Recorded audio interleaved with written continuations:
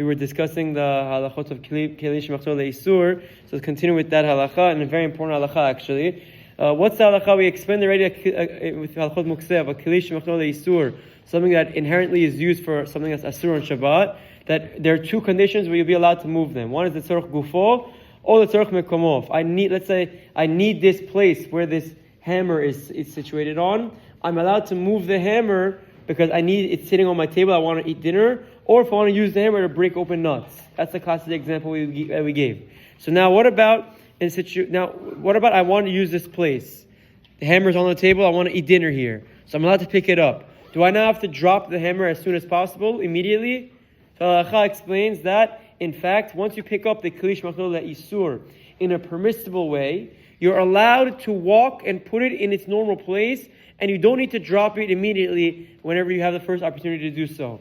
So therefore, I pick it up, I can go back to the cabinet and put it in the cabinet without any problem. I can even switch it from my hand to hand. As long as the same person, Halacha explains, there's no problem. It's all considered one tool, which is mutar, which is permitted because you picked it up in a permissible way. But, the Rav Ovadia explains, I'm not allowed to give it to my friend to take it.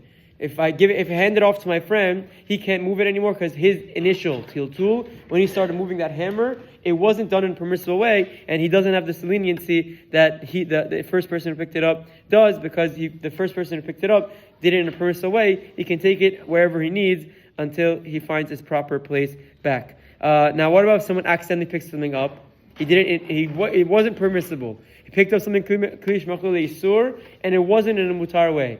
Halacha explains, nevertheless, he still is allowed to go and put it in its proper place. He doesn't have to drop it right away. Even if he did it accidentally, he could go and hold it until he finds its proper place and puts it back. However, Rav Ovadia writes that it's best in that scenario if you're refrained from doing that, to have bracha. And lastly, what about telling a goy, commanding a non-Jew to move something that's Keli Shemelachto leisur? So let's say if it's for tzorach mekomo gufo, then for sure it's not a question because you could do it yourself.